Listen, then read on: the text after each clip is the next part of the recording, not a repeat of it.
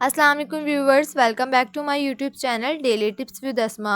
आज के इस वीडियो में हम आपको बताएंगे नोमी नाम के बारे में अनोखी और दिलचस्प मालूमात। नोमी नाम का शुमार लड़कों के नामों में होता है। नोमी एक इस्लामी नाम है। नोमी नाम की इब्तदाई तारीख़ अरबी ज़बान से निकलती है। नोमी नाम के अफराद के लिए खुशकिस्मत नंबर 2 माना जाता है। माहिरीन के मुताबिक नोमी नाम के लड़के बहुत खामोश रहने वाले होते हैं। नोमी नाम का मतलब है ख्वाब, सपना। नोमी नाम के लड़कों के लिए खुशकिस्मत दिनों में बुध, जुम्मा और हफ्ते का दिन शामिल है। नोमी नाम के अफराद के लिए मुआफिक रंगों में काला, नीला और सुरमई रंग शामिल हैं। नोमी नाम के अफराद के लिए मुआफिक पत्थरों में रूबी पत्थर शामिल है।